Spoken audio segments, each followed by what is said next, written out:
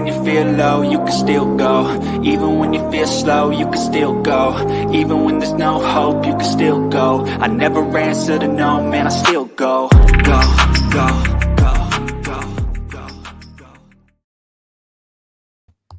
We are back for another week. This is Hockey Night in Australia. We are Hockey Hype Australia. You can find us at hockeyhypeaustralia.com.au, and this is part of the Hockey Hype Australia podcast network. I am Andrew McDougall.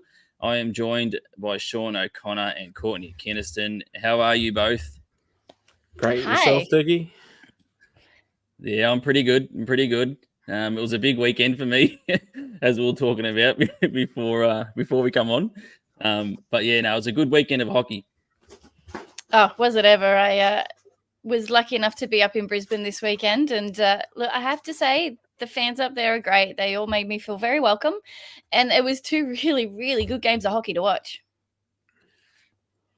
Is the how cold is that rink? Because I've heard it's cold. I was so cold.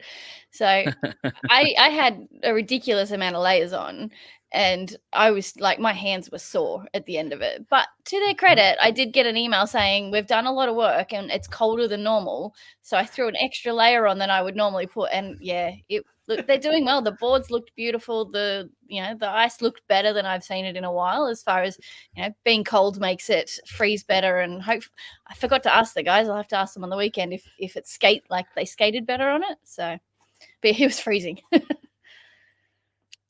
We do have no GG tonight. I think GG's still celebrating Florida winning the Stanley Cup. So we haven't seen GG since the Stanley Cup was won. How many times did he change the name of that group chat? Like, yeah. He was all over it. And I don't think we are live on Instagram, which will make GG very happy, and he'll have a laugh about that. Because I don't think it's happening. I don't know what's happened to it. So I think it's just YouTube and Facebook tonight. But we do have some comments early in the chat.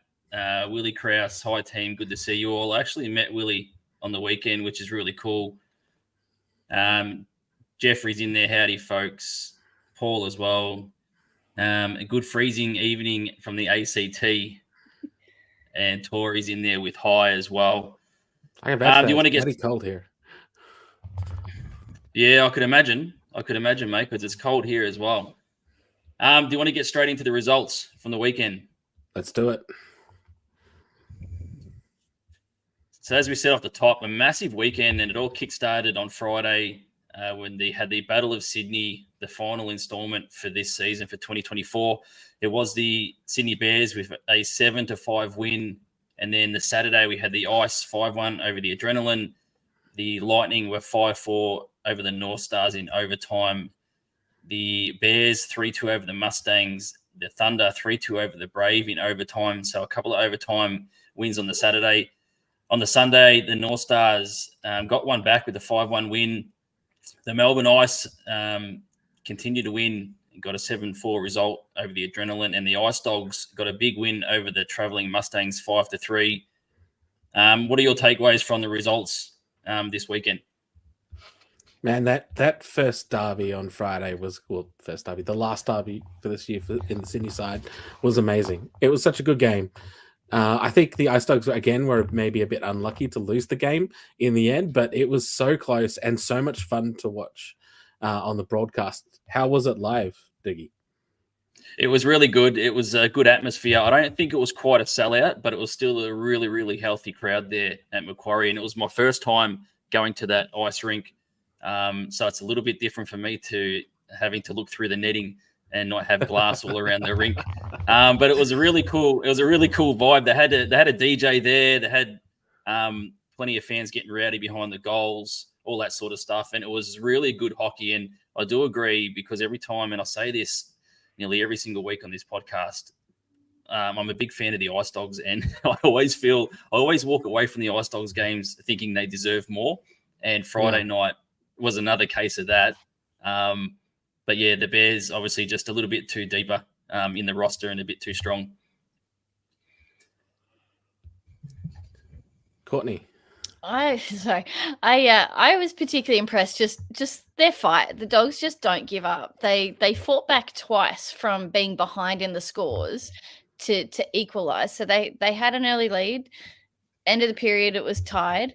But then when the Bears got in front, they fought back. Bears got in front again. They fought back until just I think that power play goal, which was the goal number 6, and it almost just felt like they got a bit tired and a bit gassed at that point.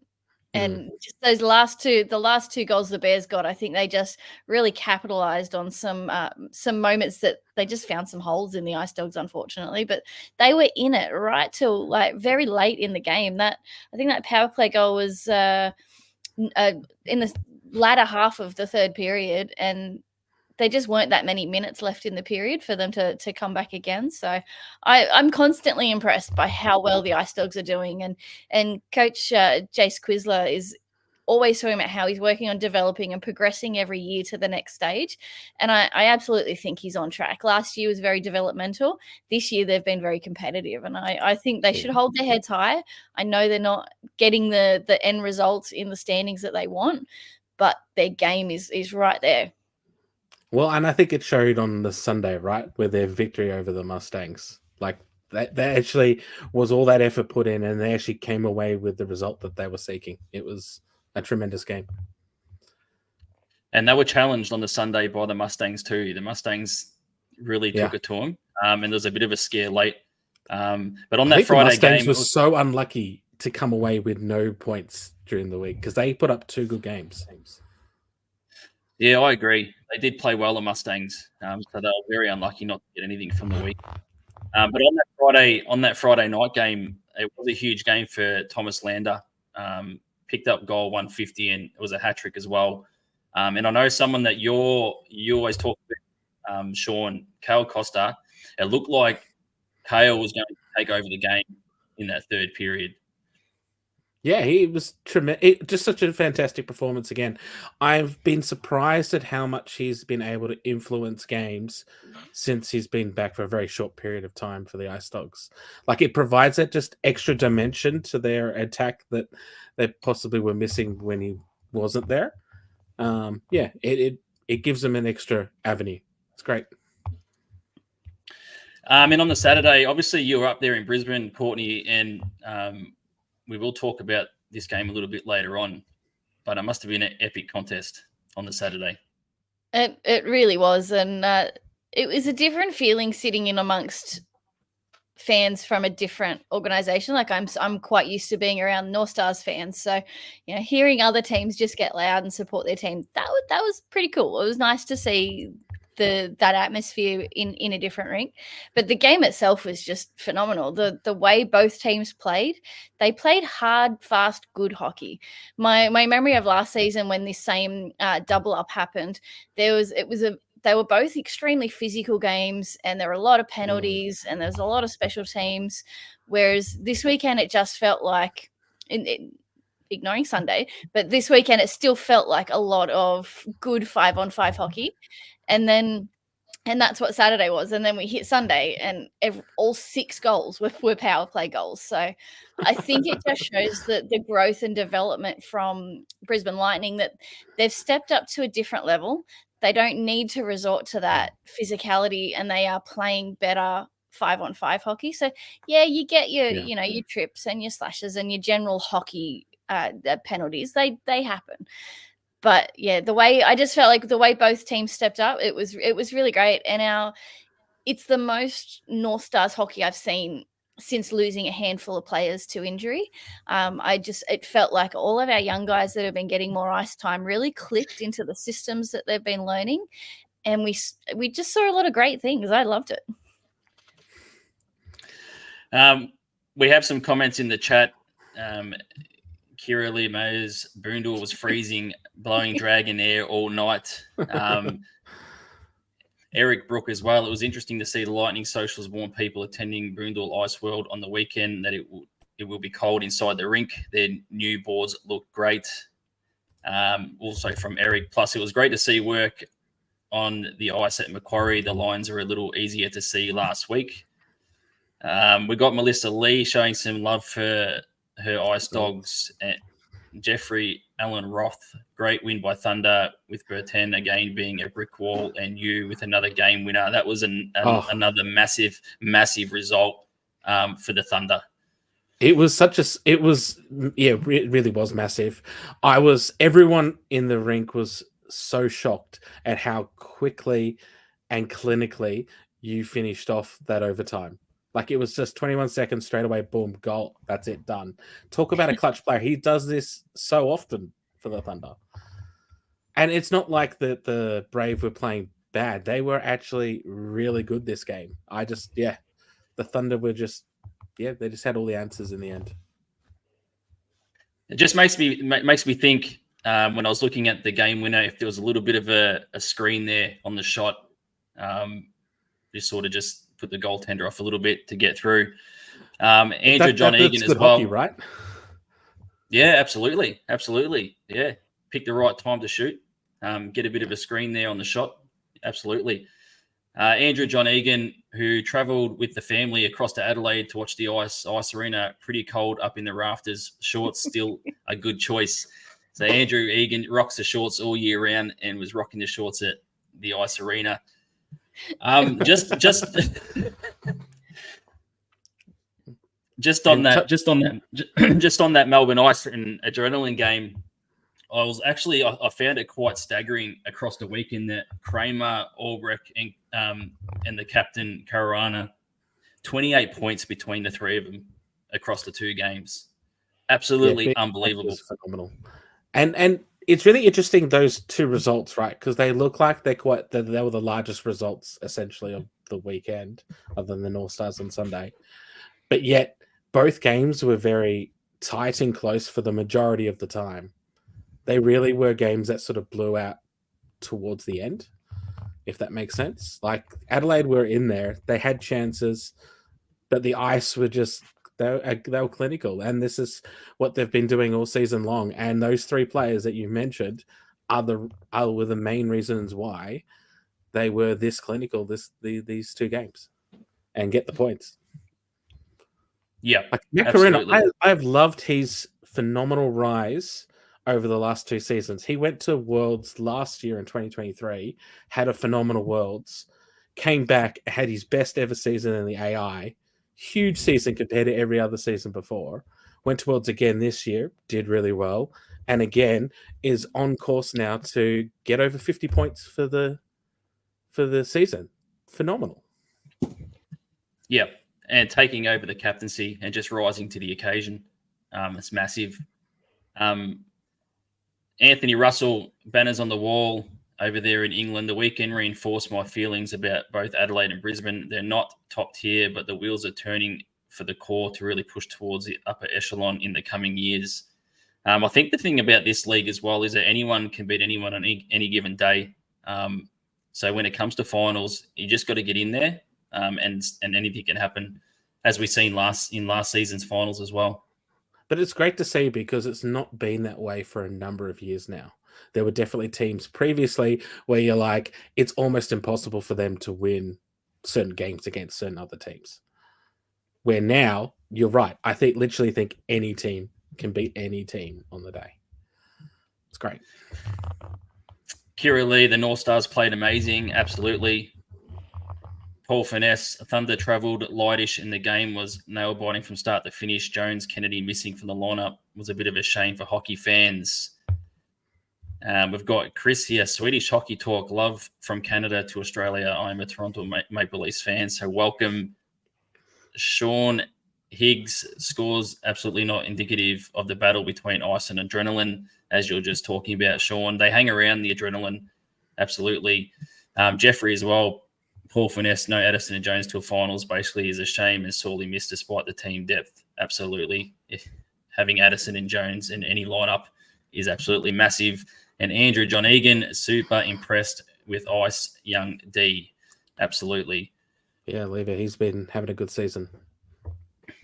Yeah, 100%. Anything else from these games before we move on to the standings?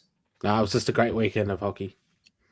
And I love these 3-day weekends too, right? Having the Friday night game really just adds extra to the league. Yeah, it does. It really does. All right, to the standings. We have the Ruak standings.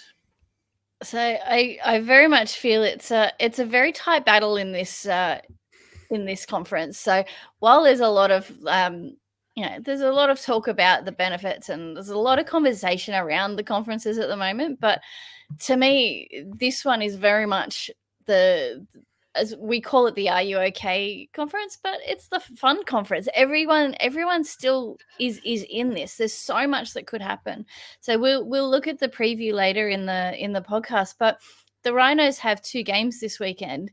If they win both games and Adrenaline lose both, then Rhinos all of a sudden become equal in that 4th spot. So there's a bit more competitive, like a competitive drive there.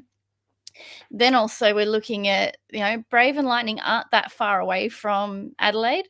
So in all of the numbers, every game is so crucial. So looking at the weekend we've just had, Newcastle getting 4 out of possible 6 points, that it's keeping them just that little bit away from Brave. And a key point being they're on the same amount of games. They've both played 20 games. So every win is important because it keeps that buffer nice and secure. So again, in the preview coming up, the North Stars vs Brave on Saturday, huge game for both. Both of them are desperately going to want those points and will really need to step into the games. Then Newcastle play Lightning on Sunday. Again, same conference battle. Newcastle winning keeps Lightning down, and that gives room for the Adrenaline Rhinos to potentially come up and steal that 3rd spot. So I feel like there's like every little piece that happens is so crucial in the puzzle piece for another team. So it's sort of, to me, it builds a really exciting piece of the season where every game is so important to every team, and then they're playing not just that, but they're playing each other. So Yeah. it's not. You look at the weekend, Courtney, with the Lightning. Those 2 points that the Lightning got on the weekend were really important for them because it opened up a 4-point gap rather than a 2-point gap over the Adrenaline. Like, it's those little things that just add. And look, I think it built some confidence into the Lightning. I know that the reflective onto the Sunday game, they didn't win, but talking to Mitch Dick afterwards, he said like being able to beat the team in the top of the conference that they're in boosts the team morale overall, because that's, to them, that's a hard feat. So, and I feel like in the Hellier conference would be the same. Anyone that can get one up on the Bears or the Ice would really feel that push and that momentum that comes from that. So I'm really enjoying this.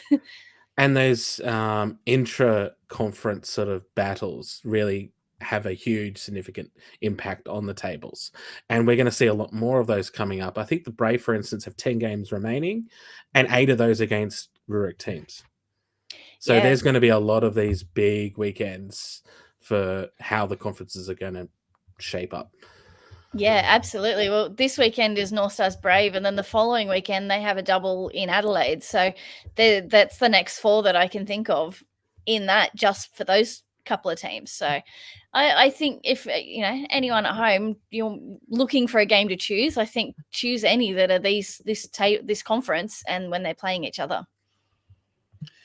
And if you look at those bottom 3 to 5, the Lightning, Adrenaline, Rhinos. So this weekend, the Lightning will travel to the Rhinos, and then Adelaide will travel to the Rhinos on Sunday. And the Lightning, they will play Newcastle on the Sunday, and the Adrenaline play the Ice Dogs on the Saturday. So depending on how the results go, and we've spoken about the Ice Dogs, they got their tails up. So that bottom 3 there could look so different on next week's show. Yeah, it's exciting. It really is. Andrew John Egan, Friday Night Lights, great addition to the schedule. Absolutely. I think we all agree on that. More hockey across the days is good. Anthony Russell, conferences make sense given the geography, but they do feel about as one-sided as the election over here at the moment. And we do have some royalty in the chat. Australian Women's Ice Hockey League legend Ella Lakari. That's so tight. It really is. It's going down right down to the wire in this conference.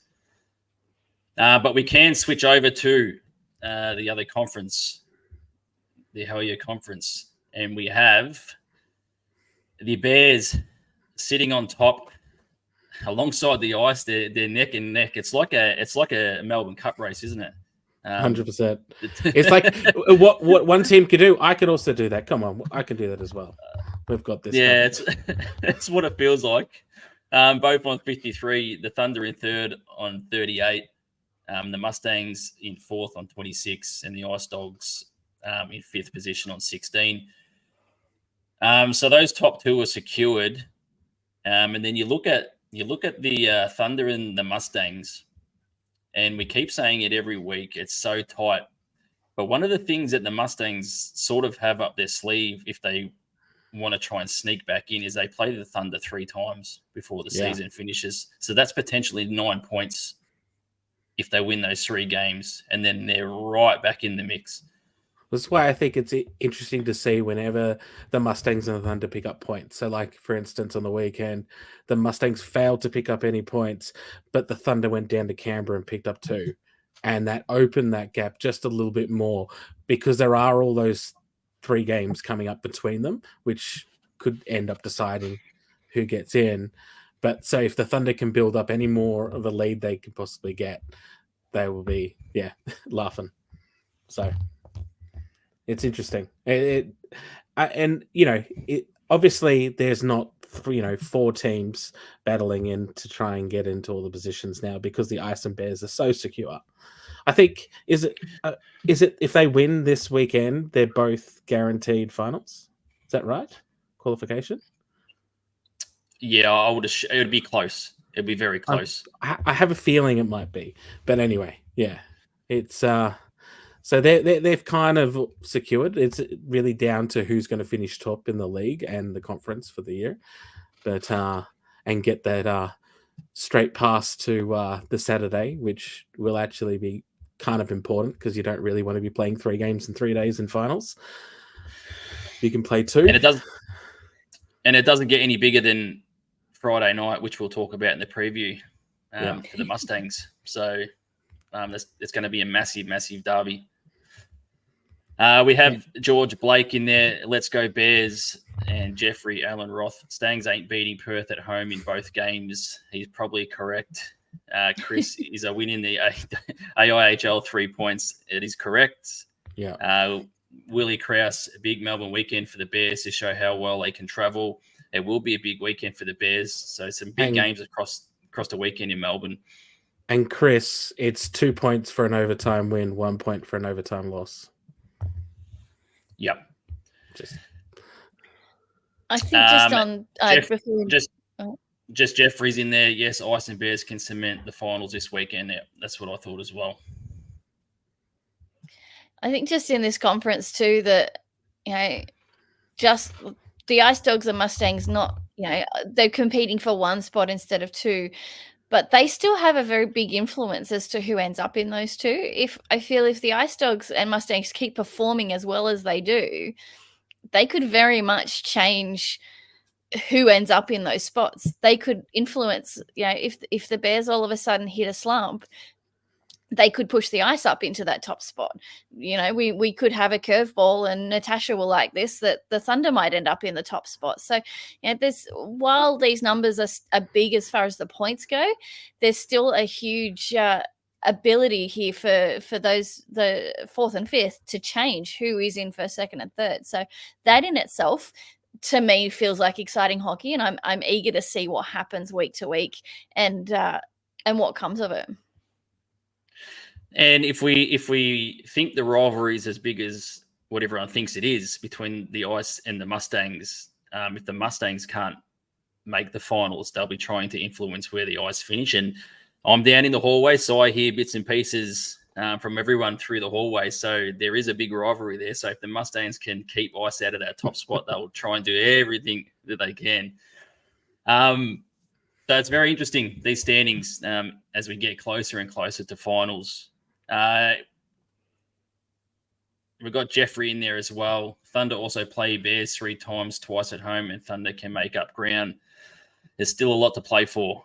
And we have Sharon in the chat, how big an impact do you think we'll see from Ice this weekend with Ishida suspended? It's a big weekend for Tommy Forrest, who I'm a massive fan of. He's one of the most talented goaltenders that we have in this country. So if you're an Ice fan, I don't think you should be too concerned. They've got a good D-core, and Forrest is more than capable. Yeah, and Forrest has played already this season and actually been quite good when he's played. So I don't think there's going to be, any sort of drop off in performance from the Ice. I think they've got a really good D unit as well in front of him, and yeah, they'll play well even without Ishida. And Andrew John Egan, the Ice have another big challenge personnel-wise this weekend. No Ishida this weekend, big out, absolutely. We can move on to the points leaders now, and there was a couple of faces that jumped into this top 6 for the league, and I made a big call that I didn't think anyone was catching Adam Kadlec at number 1. But I'll tell you what, Austin Albrecht is absolutely flying up the points leaders. He's in second spot on 44 points, and Mackenzie Caruana, the captain of the Ice, slides into the top 6 at number 6 with 39. And we spoke about before, we'll reach the 50-point barrier, I think, this season for a career year for Mackenzie. What do you see from these points leaders, both of you? I can't believe Albrecht's in second. It's unbelievable. I think he was like 6th last week, right? And we're like, oh, he'll break into the top 5 this week. And then he jumps to like 2nd. It's quite a big jump. I think he might have been just out of the top 6 last week. Oh, okay. I can't remember. Yeah. I knew that he was very close to being in, and now he's already like 2nd. And I think he was number 7. I think he was number 7 last week off the top of my head. Yeah, it's a pretty big increase. And I mean, he's still got some way to Kadlec, because Kadlec was also scoring points on the weekend. But yeah, he could do it. But I am most definitely excited by Matt Caruna being on 39 in 6. Like, if he could break into the top 5 this season, that would be so awesome. It's always good when a local gets in, right? Yeah, absolutely. And the guy at number 5 is a possibility to suit up this weekend. So he might. Big news. He might move up the table a little bit. Because Timmins was 2nd before. He had the last 3 games off. Yep. We've got a question here for you, Sean. What is the points record for a player in a season from Jeffrey? It's Geordie Woodrick, 2015 season, 92 points. It's a phenomenal, and that's in a 28-game season as opposed to a 30-game season, and it was with 50-minute games as opposed to 60-minute games. Like that North Stars team was just frightening how good it was, and Woodrick just scored points for fun. Yeah. This is what made it such a big scandal when Canberra signed him the following season. And Fridge lost his shit in the media. That was my first ever year doing anything with AI, so it was quite a year to be introduced to the North Stars. Yeah. I actually hit a trifecta that year. I had the North Stars won. At the time, I was supporting the Blackhawks, and they won the Stanley Cup, and the Sydney Sirens won their first championship not long after. So I was like, I hit a hat trick. That was a good time to be a North Stars fan, 2015 and 2016. That was their last championship years. It was. But they were a fun team to watch. Just catching up on the chat, Andrew John Egan, just about the Ice and the changes in the lineup this season. They have managed it quite well. Sharon as well, maybe more confidence from the other teams not facing him. Put that one up already. Brett Parker, 93 or 96, he thought. Andrew John Egan, old bloke behind me at the game on Sunday. Gee, this Albrecht guy seems okay. He goes pretty good. He knows how to skate. And Brett Parker, close off the top of my head. Yeah, it was really close. Pretty good, Brett. So that's the top 6 after week 12 on the points leaders. So we'll see a few changes, I think, that'll change over the course for the rest of the season. I think we'll get some new faces popping in and out as players come back. Before we move to our game of the week, because we have 2 games of the week this week. I think we're going to put them up and get people to vote, weren't we, at some stage? Yeah. But we do have the highlights of the Thunder, or the winner from the Thunder and the Brave that we spoke about earlier. Woodman trailing as the D-man. Hikosaka takes it in zone, shoots, scores! That's all she wrote here in the Brave Cave. My word, 22 seconds, and that's all she wrote. Have a look here. Hikosaka from one side to the other, opens up the forehand shot. Toivonen got some of it, but not all of it. And that is it. Yahi Hikosaka, the hero here for the Perth Thunder. Breaking the hearts of the Caribou Canberra Brave and the majority of the Brave Cave. Just looking back. Yeah, just looking back at that goal as well. It was like he sort of faked it a little bit. Now that I look back on it. Yeah, he didn't sort of release it like you would expect him to. Yeah, and I think that's what caught Toivonen off, right? Which is why it snuck in. Like, watching to me is like he does like a little bit of a snapshot and uses the Canberra player like a shield. Yeah. And when he lets that shot off, that's hard for any goalie to see, let alone he's probably thinking, like, I'd be interested to know what Toivonen actually saw and what he was thinking. But yeah, to me, it's just he used that shield and wow, that's a goal. Yeah, no, it was a phenomenal winner for Perth. Absolutely, and we have Ella Lakari back in the chat, who is a goaltender. Used a D well as a screen. That's exactly what I thought as well. Yeah, I think that's what we were talking about pre-pod. Yeah. George Blake, the one question I have, the refereeing was questionable in the Adelaide v Ice game. Was the refereeing terrible elsewhere in the league?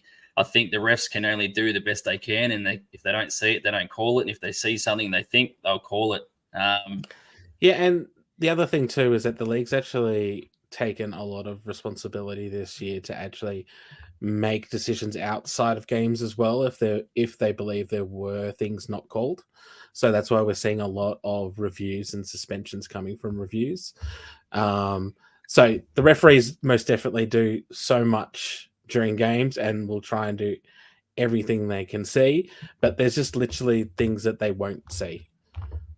And, you know, that just happens. So that's why I actually think having all the games broadcast now compared to a few years ago has really helped with, I guess, the accountability being upheld. Especially with multiple camera angles and having refed a few games myself with our Newcastle's in-house league, it doesn't take much for all of a sudden the leg of a player or a whole player to get in the way, and then you just don't see something. Yeah. And I think the speed at which AI moves, it's so quick, and it all comes down to angles. Our angles as fans, and we get the luxury of replays if we're watching the stream. We can see something, we're like, that's not cool, but you know, I think they do their best. Yeah, it's like I remember being at this also goes with like goals, right, or non-goals, things which are called off. I remember being at the rink in Canberra and seeing the Ice Dogs, I think it was, score what looked like a clear goal from where I was sitting in the rink. And then it wasn't until I watched the stream later I went, oh, no, it wasn't. And they called it off. So they ended up getting the right call at the time. But I thought for sure they've got this wrong. And on Friday night, when I was standing behind the goals, Kent Unwin was one of the officials. And from our side, we could see the puck and the play. But from Kent's side, he blew the whistle just because he lost sight of the puck. He had no idea where it was. So there's those sorts of things as well. Some more comments as well in the chat. Andrew John Egan, the pace of the game seemed to present a challenge at times, but it is what it is. Paul Finesse, I have so many photos of the backs of ref shirts, free plugs for AOHL TV. I did see some of those, Paul. I think Willie Krause as well, me and you both, Paul. Sharon, fans need to have more respect for refs. No refs mean no games. Would you keep turning up to work to be constantly abused? 100%. We've got to have respect for the refs and the officials. And Jeffrey Allen Roth, refs see everything on teams versus the Bears. Hey, GG, Bears get a good run with the Zebras. That has been a hot topic, I think, in AIHL fans, Sean. But we do have a comment from Anthony Russell, 50-minute games. Boy, do I feel old now remembering the 45-minute jobs.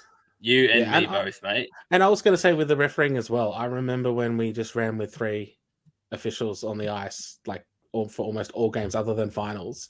And now that is unheard of in the AI. Like it's always 4.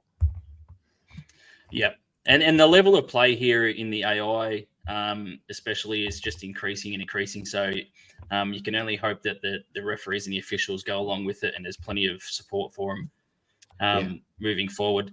Game of the week. We've got 2 here. Which one will we go on to first? I've forgotten. Let's go to the North Stars one first, eh? All right. This was a fun game. Now, I want to call out to everyone watching because I want to know your opinions here. This is, for me, watching from the North Stars angle, I have never seen pulling the goalie be effective. So, sorry, that's my cat in the background. I don't know if you can hear that. So, in all of the hockey I can think of that I've watched in the last 9 years, when a goalie's pulled, I generally see the other team capitalize on an empty net. This didn't happen. So, to get to overtime, North Stars pulled Mitzi out of the net with about 56 seconds on the clock. It's burned into my brain. At 26 seconds, Ethan Hawes scores his second goal of the game to make it 4-4, and then we went to OT. So I want to know. I'm curious in the comments if other people have seen a pull the goalie be effective and actually work, because that I loved. But just the way the Lightning responded, they came through, did the perfect triangle, perfect passing, opened up space, and we'll see the goal in a replay and a highlight in a moment. You just watch the North Stars plays because you realize they see him try to react to where he was, and then the goal goes in. So it was a phenomenal game overall. So this was a favorite. So what did you 2 think? Yeah, it was one of the best games of the weekend. It really was a fantastic match, and I was generally surprised at the end with the Lightning winning because I thought the North Stars fought back so well. It seemed like all the momentum was with the North Stars heading into OT. It seemed like either they were going to score and win, or it would go to shootout, and then it's a bit of a lottery. But so I was it was a lot of fun, and the home fans there were really loud. It was great. They were sitting in the middle of them. I was like, oh no. But look, Chance Adrian's been great he was great across the whole weekend, but I'm pretty sure he got this goal and a couple of assists in that matchup, and he found the perfect gap for it. So I don't know if you want to run the highlight now, Doogie. Yeah, we can run it now. In for Dick. Dick drives the net. Shot. What a save there by Watsaki. Oh, the goal! Scored by Adrian! What a finish! The Lightning put it away!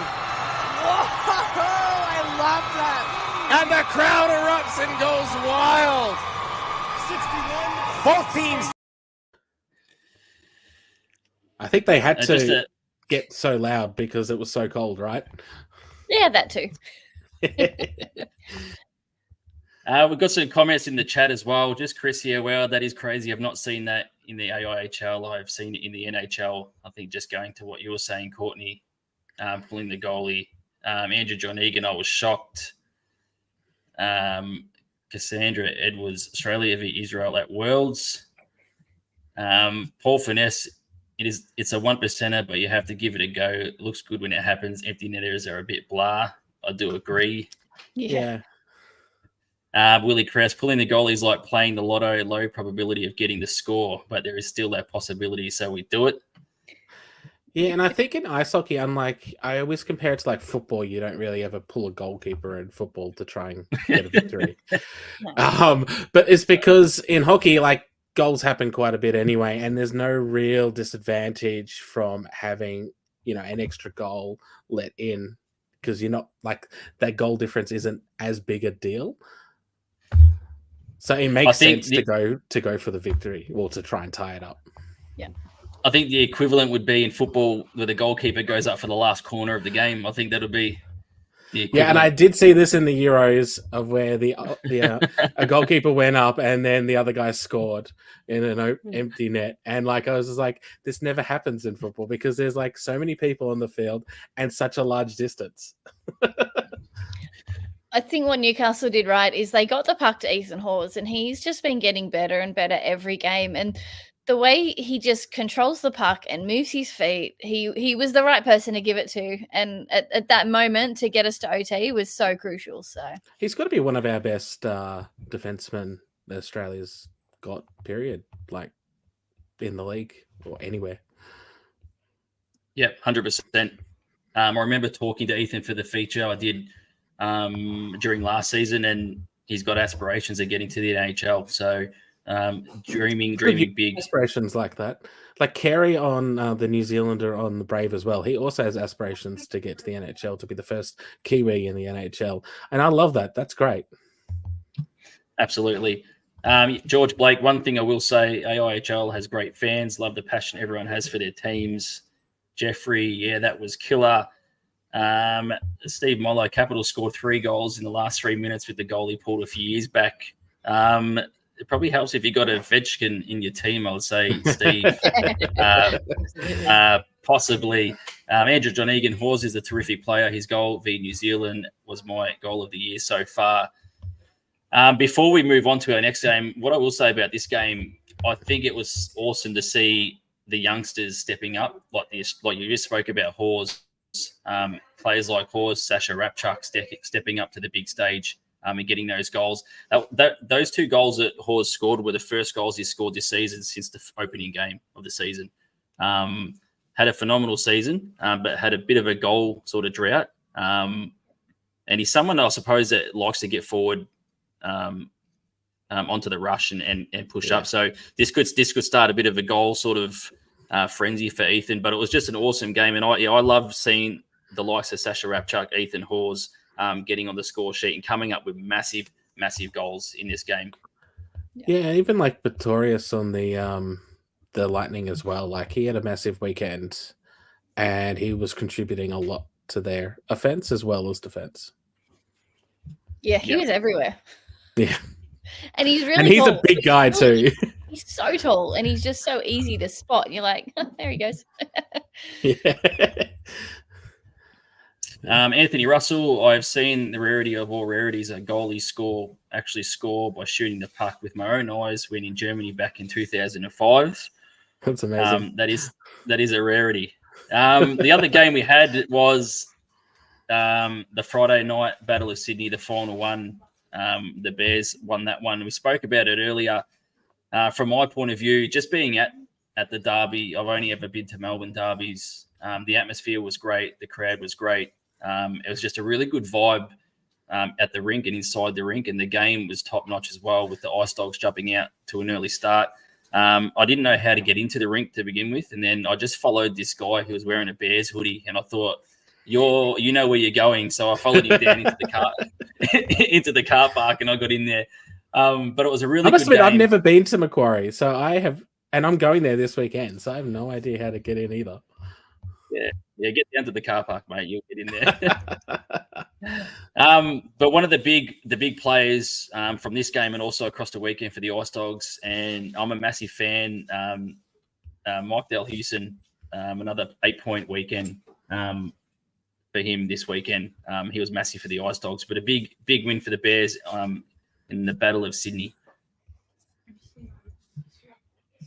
He's a name I see come up a lot. I definitely need to watch a game and just watch him. Yeah, Delhusen, he's been phenomenal for the Bears, for the Ice Dogs, over the last 3 or 4 weeks. Like the amount of points he's putting on, the leadership he is showing on that team.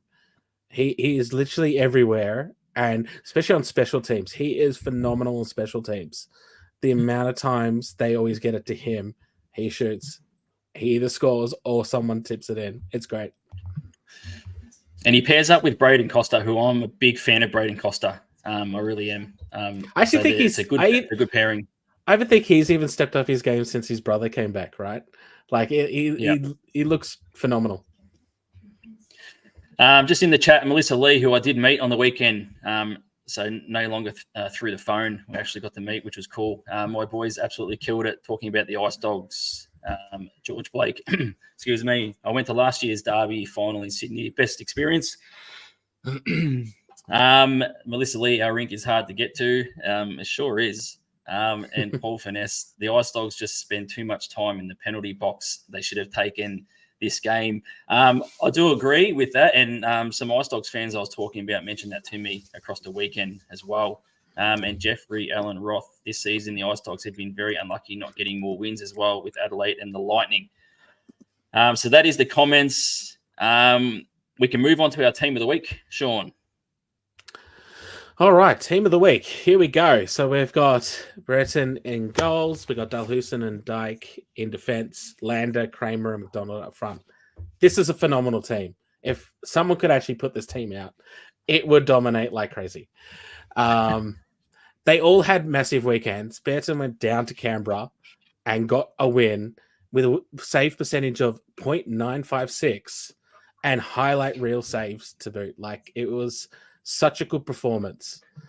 Dalhousen, as we said before, he had a phenomenal weekend. He scored 8 points on the weekend.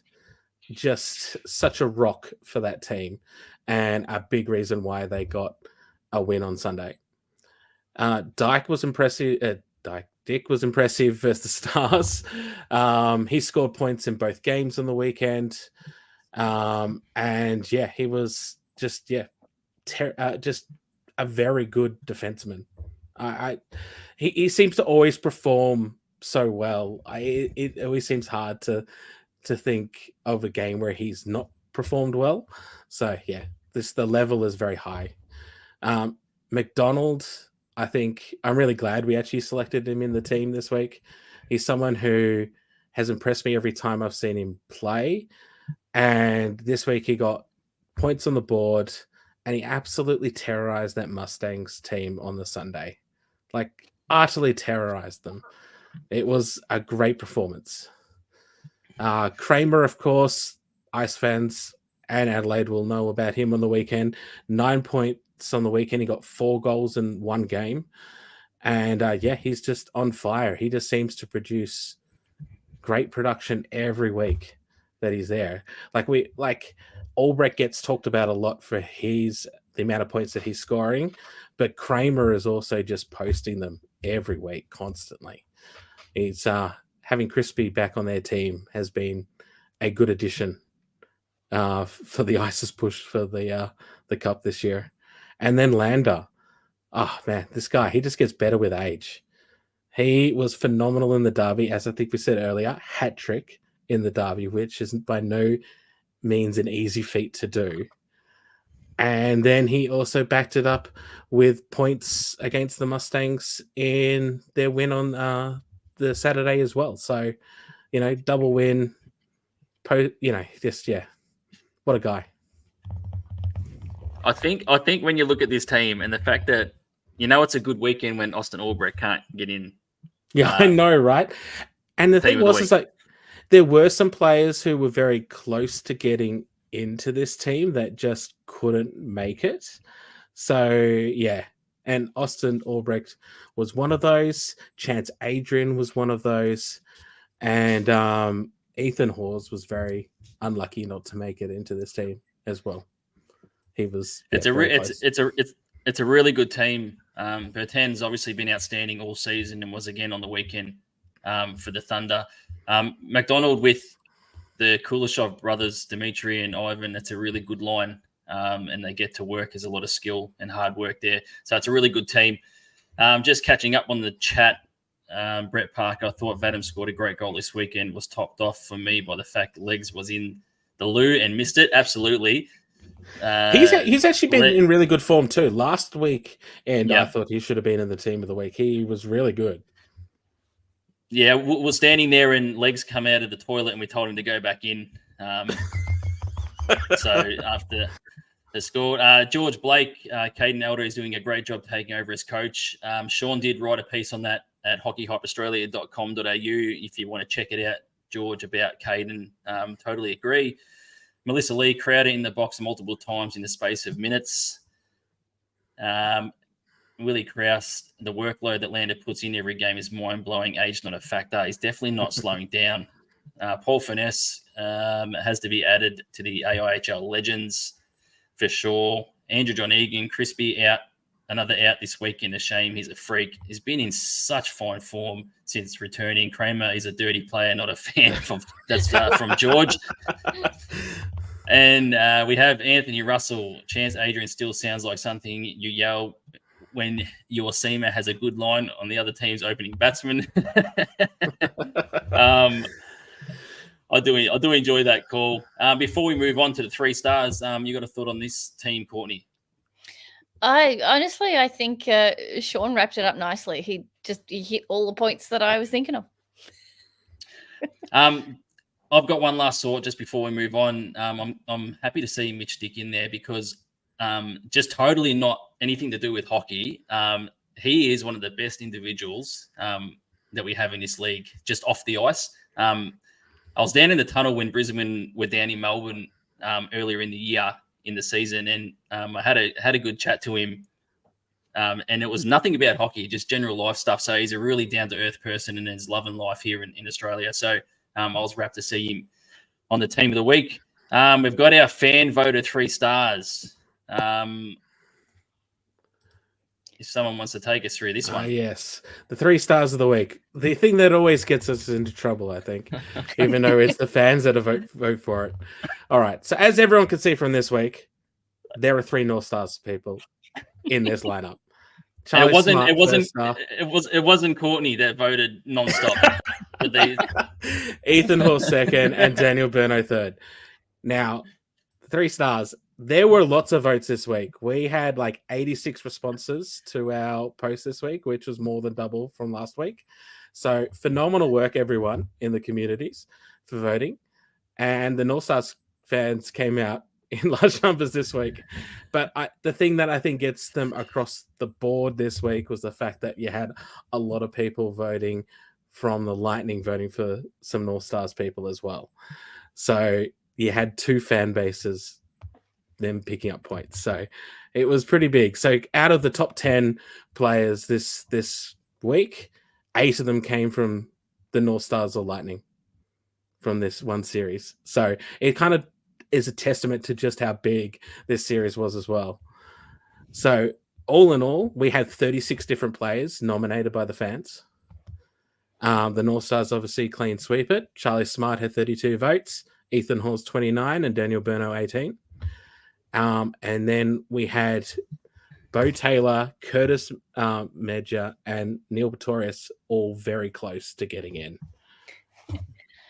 I just want to comment on the performance of these guys. Like, yeah, the fans have come out. And I know there's a lot of fans vote for their favorite player each week, sometimes even if they didn't play. But like Charlie put up a 0.95 game on Sunday. And like, I think anytime a goalie's getting a 0.9 something, they're having a great game. And then obviously Hawes across the weekend, he got 5 points. He had his 2 goals on Saturday, 3 assists on the Sunday. So he was a really crucial playmaker and just doing what he does best, which is he gets the puck and he skates fast and he dangles through a lot of people and he makes it just look incredibly easy and incredible. And Burno, as always, he's so offensively minded. He's up at the net. He's getting in the way. He's shutting down plays from the other team. And he got himself a few points this weekend too. But I think what makes me proud of these 3 in particular is they performed on the weekend. And obviously, like people in other teams step up and they do great things. But when Tori's dropping the link into our fan group and just reminding people to vote, it certainly goes a long way when we've had a great couple of games. Yeah. And I think that's a really important thing too. So we had a few teams as well post our post out there, share our post out there to their fan groups, and I think that's great to see. I hope all teams do it. Other teams get into it, get your fan base motivated to vote, and we want to see more votes. Goalie to goalie, Ella Lakari, go Charlie. We got Tori Diver, woohoo. Says G, well done, North Stars. George Blake, North Stars fan, probably outweighed the rest of the league for the votes. Absolutely. Tori in there again, well done, North Stars fans. Melissa Lee, love to see a goalie voted number one. What's really interesting is that every week I think someone says it's great to see a goalie voted in, like into the Stars and in our teams of the week. And the thing is that goalies actually attract a lot of votes, I find. Like the more I look at these every week, the more I realize just how much goalies attract votes. It's because there's one of them. They make big saves. You know, they can be a difference between winning and losing. I think that's probably what does it. Yeah. I do like this comment. Courtney's cat must have been smashing the send button for the votes from Andrew Johnson. I do like that comment. Just before we move on, what's your cat's name, Courtney? Tia. Tia. See, yeah, Tia 1, 2, 3, 4. We had all those. Before we move on to the preview for this week, I think there were so many outstanding performances. It doesn't matter how many fans voted; they all would have been worthy. I think of the 3 stars, like Charlie Smart putting up a .950 save percentage through that game. Ethan Hawes obviously was outstanding for the North Stars across the week, and then Burno just doing what Burno does. So even though the votes, it's just fan voted, I think any 3 stars that gets fan voted is worthy. Absolutely. Yeah, and I think like it shows just how many different, like how much people actually still, think about this when you've got 36 different players voted. Like that's a lot of players. And that's a lot of people showing appreciation for what they saw on the weekend. Yeah. Corey Katina tuning in from Minnesota. Goalies are the best. And Julie Sugden, who missed out on our love for the Lightning just before. Great to see Courtney up north. Yeah, Courtney had an absolute blast, I think. I did. It was lovely to meet you, Julie. And so look, shout out to I'm gonna watch me get a name wrong. Pretty sure it was I don't want to say it now, but I did get recognized from being here on the podcast because then I just got flustered and forgot her name. Pretty sure it was Kerry, maybe. Sorry. But she watches on YouTube, and all of the fan base up there were great. And it was lovely being up there again. It's my annual trip. It's like the only away game I do is when we go to Brisbane. Terrific organisation. But we do have our last segment for the night, Sean, our preview of this weekend. Yes. So again, we have another three-day weekend. Fantastic. Another derby Friday night, this time the Melbourne derby. I think this is the second last derby of the year. I think there's another Melbourne derby to come. Yeah, there is. Yep. Obviously fantastic. I think at the moment it's 1-1. So, whoever wins this has the go-ahead victory to secure the series for the year. So it's going to be pretty massive. And the Mustangs and the Ice are both desperate to win. So for different reasons. So, it should be a lot of fun. Then on Saturday, we actually have a slight spread of times, but we got the Lightning obviously traveling to the Rhinos in Arena. So the Rhinos are back this week. They had the bye last week. We got the Bears down in Victoria versus the Ice. Adelaide goes to New South Wales as well. They're versing the Ice Dogs. Newcastle travel to Canberra. And then on Sunday, the Bears got their reverse fixture versing the Mustangs. We've got the Lightning up in Newcastle versing the North Stars. That's a killer of travel for Newcastle in the weekend. And then we got Adelaide versus the Rhinos. They go up to Arena, and then Canberra goes up to Sydney to verse the Ice Dogs. in this very weird way that they always like to split. They always like to have Canberra and Newcastle play each other and then like play away the next day. It's very odd scheduling, but that's how it's been for years now. So what do you guys think? What are you guys excited for? My one thought just goes back to what we said earlier in the podcast, in that we've got a lot of same conference games, and there's a lot of potential influence going to happen this weekend. So as we said, like, we might come back to those standings this time next week and they'll be very, very different. So to me, I think it's just the two Ice Dogs games are the only crossover in the conferences. Every other game it's same conference. So, you know, the Ice Dogs have the ability to snatch a few points from Adelaide on Saturday and then do the same to Brave on Sunday. And that's two crucial games that will affect where Rurak end up. If Rhinos can play the way that they've been playing, like against the Ice a few weeks ago where they took them all the way to OT, if they can play like that this weekend, they could easily walk away with 6 points. So every game we see them, and I know we've said it a few times on this podcast, they do keep getting better and better and more competitive, and they're just finding their zone and their space. And I think I'll be watching the standings, given the live scoring after each game, just to see any little movements that happen after each time slot. Yeah, and it's actually the first time in the Elder era that the Adrenaline are actually playing away. So it'll be interesting to see how they travel, because they've played 3 weeks now in a row at home.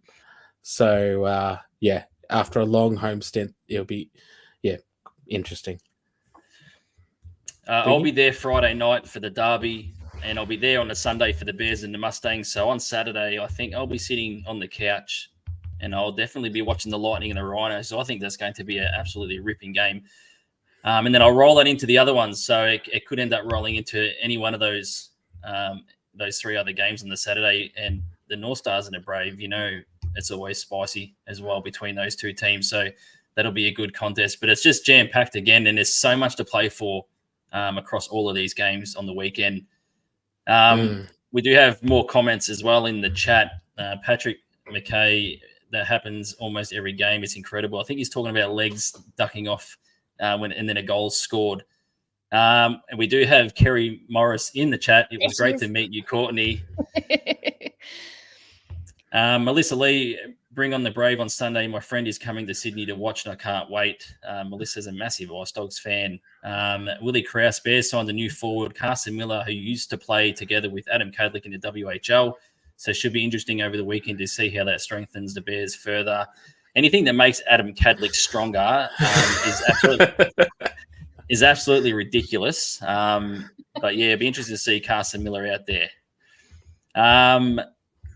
George Blake, how good was the physicality from one of the Chen boys on the weekend? Enjoying a more physical game from him. It's like he's a new player. I'm not sure who he was talking about. Yeah, it could be Daniel Chen. Like, Daniel Chen has really stepped up for the Adrenaline the last few games and actually scored some points, which is great for them. They really need that, that secondary scoring to start flowing. And it's great to see those young guys at the Adrenaline develop. Yeah, absolutely. I think that just about does us for tonight. Sean and Courtney, thank you for jumping on. Thank you for everyone that's been in the comments. I hope you've enjoyed the show /podcast.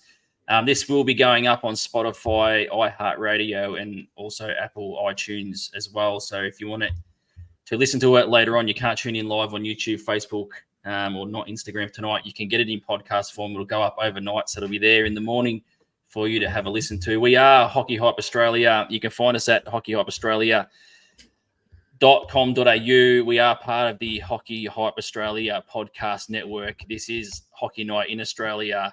And Paul Furness just says, thanks again, team. Great show. Brett Parker, cheers all. From me, Andrew McDougall, that is Sean O'Connor and Courtney Kinniston. We'll talk to you next week, and hopefully GG is back. Yeah, hopefully he's back. We miss you, GG. See ya. See you, everyone. Even when you feel low, you can still go. Even when you feel slow, you can still go.